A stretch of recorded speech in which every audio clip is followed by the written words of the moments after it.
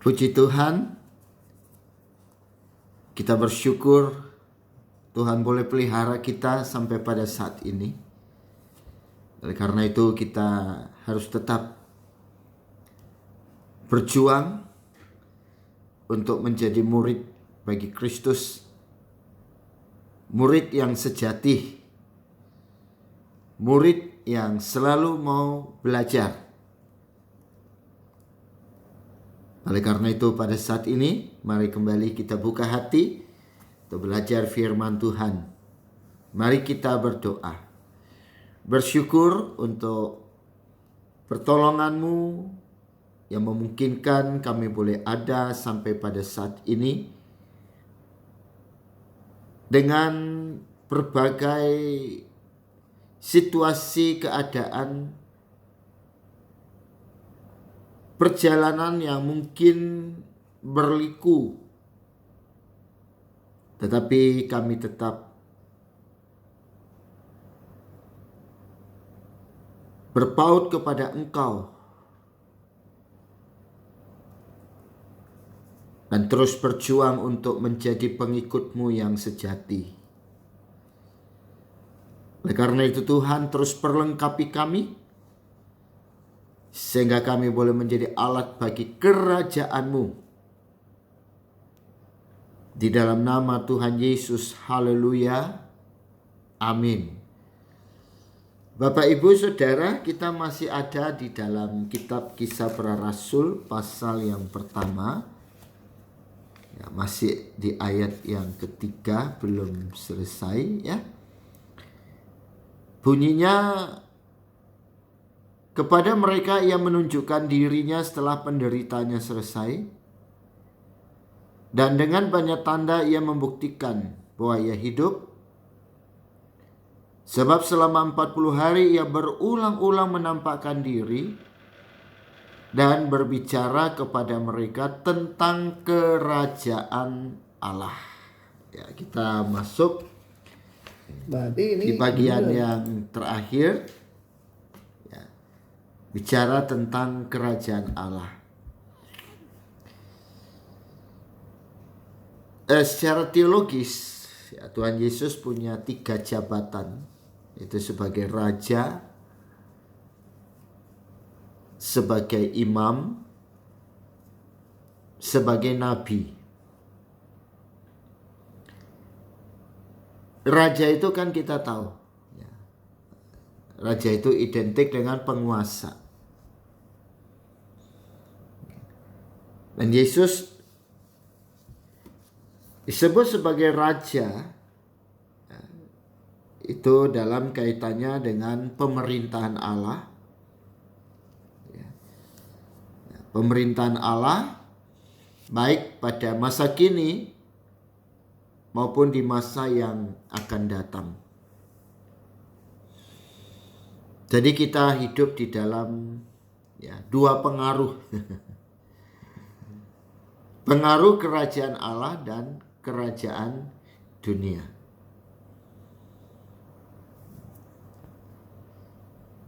Kalau kita lihat di dalam Injil Matius, di dalam Matius pasal 4 itu sangat menarik. Ya, bahwa iblis mengklaim bahwa dialah yang memiliki kerajaan dunia ini.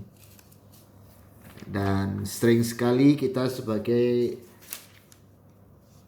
anak-anak Tuhan bisa jadi karena kita kurang mendalami firman sehingga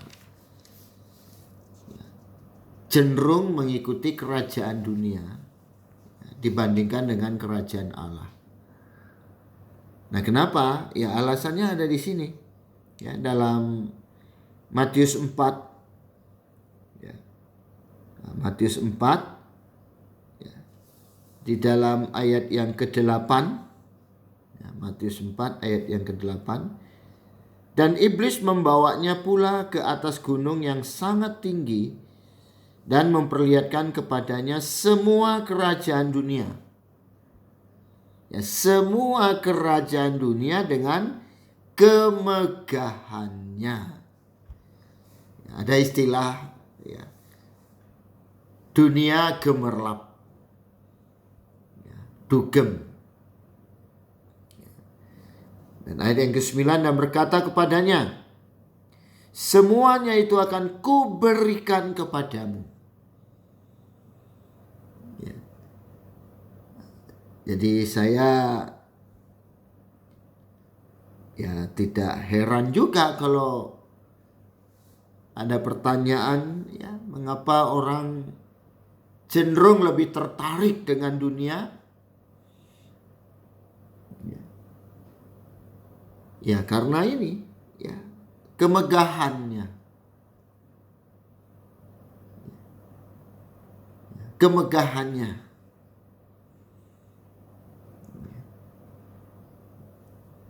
Dunia menampilkan banyak daya tarik, hal-hal yang spektakuler,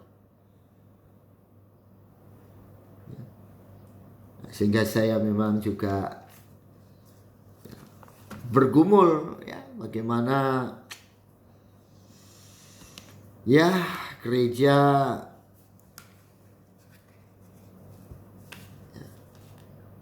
atau kerajaan Allah itu kurang menarik, ya, kurang menarik dibandingkan dengan kerajaan dunia ini. Sehingga kita lihat ada, ya, kecenderungan orang, ya, tidak lagi mempedulikan kerajaan Allah. Karena begitu getol, ya, mengejar kerajaan dunia ini. Sehingga kita menyaksikan bagaimana kerajaan dunia sekarang ini, dan makin ke sini itu terus, ya, berubah. Sementara banyak gereja yang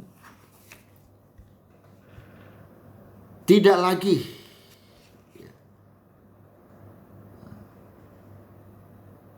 memegang prinsip-prinsip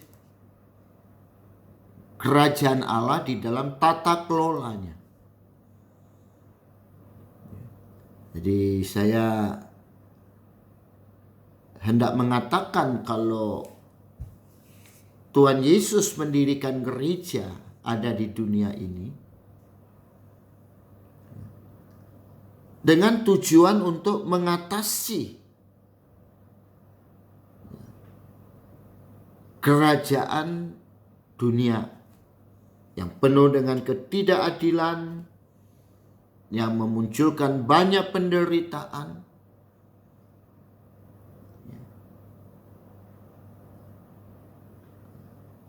Untuk menghadirkan shalom Allah, menghadirkan damai. Tapi dalam praktek kita melihat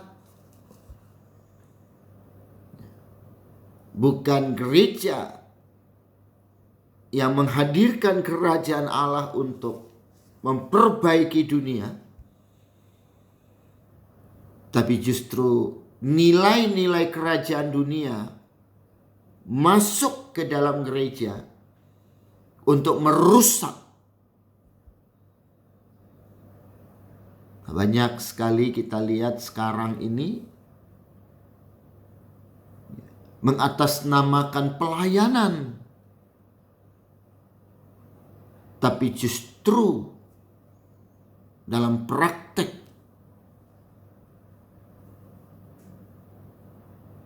hanya sekedar untuk dilayani.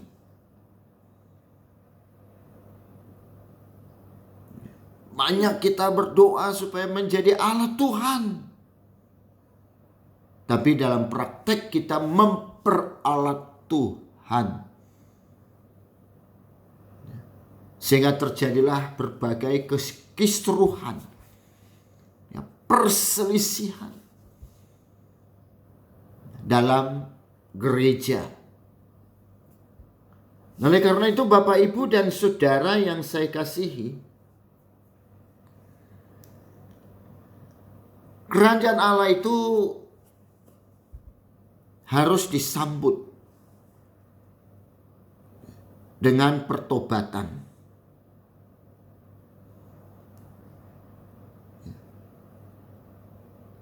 Kalau tidak,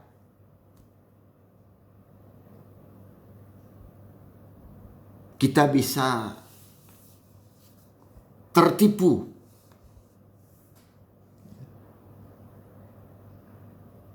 Karena ketika kerajaan Allah diberitakan,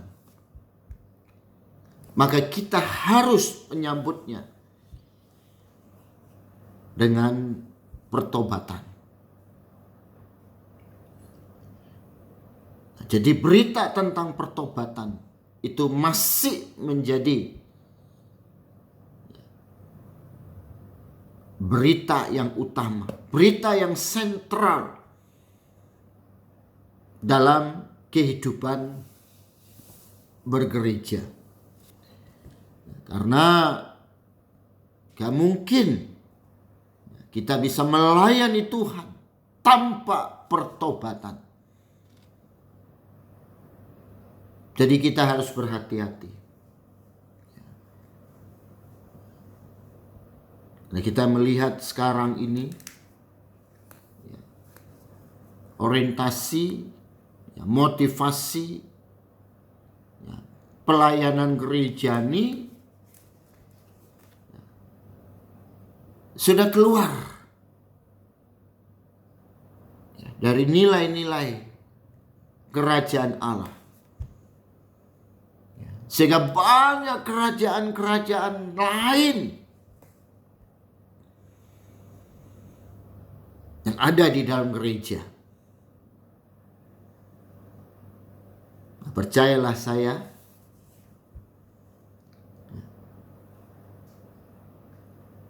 bahwa pekerjaan Tuhan tidak bisa dilakukan dengan metode-metode, dengan strategi-strategi, dengan manajemen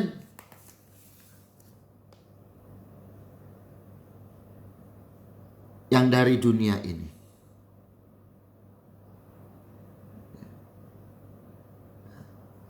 Sepanjang sejarah dunia ini, banyak hal yang sebenarnya munculnya dari dalam gereja.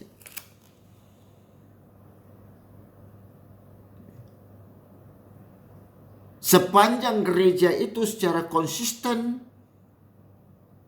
memberitakan kerajaan Allah dan menerapkan pola atau nilai kerajaan Allah dalam tata kelola pelayanan gereja. Jadi saya belajar Yesus sebagai raja bukan memerintah, bukan untuk menguasai,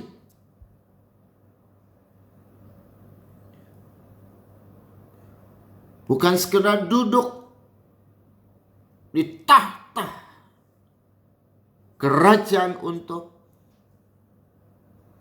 dilayani. Tapi dia menunjukkan sebuah pola pelayanan kerajaan Allah dengan datang, merendahkan diri, merendahkan hati, dan memberikan sebuah pelayanan yang efektif di tengah situasi kehidupan di dunia yang penuh dengan berbagai-bagai perbuatan-perbuatan yang terkadang sudah di luar dari kemanusiaan.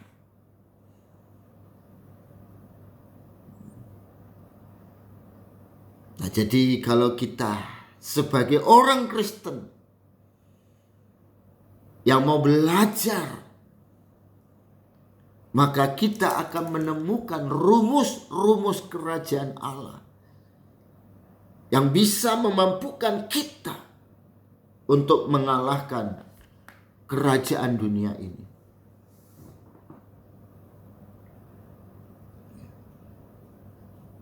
Kita dipanggil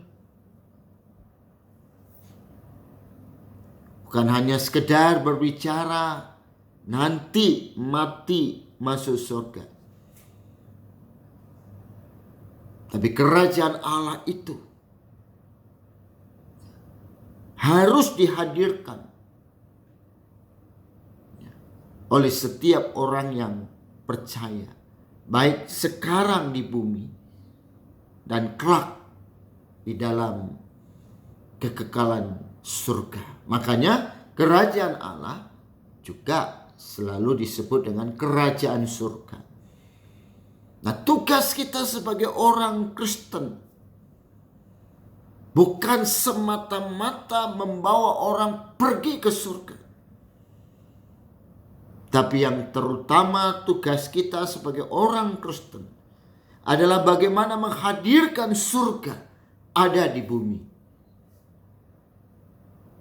Datanglah kerajaanmu, jadilah kehendakmu di bumi seperti di surga.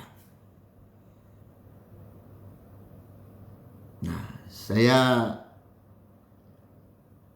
selalu mengingatkan, bagaimana kita punya cita-cita mau masuk surga, tapi hidup kita di dunia kacau balau. Gimana kita punya cita-cita mau masuk surga, sementara hidup kita di dunia penuh dengan perselisihan, penuh dengan pertengkaran. Di mana kalau kita bicara shalom, tapi banyak konflik internal di dalam gereja, antar gereja. Nah, di sini kita diingatkan bahwa sebagai orang yang telah diselamatkan oleh Tuhan Yesus Kristus, kita harus menjadi bagian yang integral dari kerajaan Allah. Dimanapun kita, kemanapun kita harus membawa damai, mencerminkan kehadiran Yesus Kristus sebagai Raja Damai. Jadi kita jangan mau terlibat di dalam berbagai konflik. Kita tidak boleh menjadi problem maker, pembuat masalah.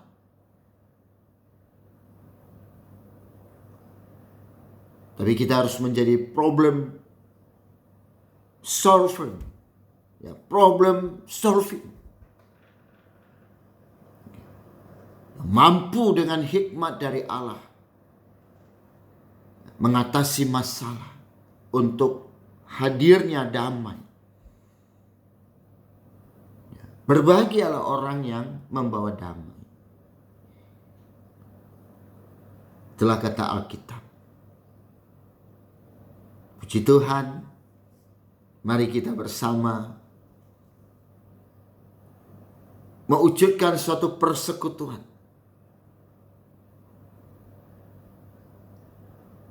untuk membawa damai sejahtera ada di bumi. Tuhan Yesus memberkati kita semua. Salam damai. Mari kita berdoa. Terima kasih Tuhan. Pakailah hidup kami untuk menghadirkan kerajaan-Mu, sehingga melalui kehadiran kami boleh mengcounter, kami boleh menghadapi kerajaan dunia dengan segala kegemerlapannya, dengan segala kemewahannya, dan mengingatkan kami bahwa itu semua akan berakhir. Tetapi ketika kami ada dalam kerajaan Allah, maka kami akan terus bertumbuh di dalam iman, pengharapan, dan kasih. Terpujilah nama-Mu ya Bapa. Di dalam nama Tuhan Yesus Kristus, kami berdoa dan bersyukur bahwa kami boleh menjadi bagian dari kerajaan Allah di bumi ini. Haleluya. Dalam nama Tuhan Yesus. Amin. Puji Tuhan. Sampai jumpa kembali. Salam sehat. Dan tetap semangat belajar firman Allah. Amin. Puji Tuhan.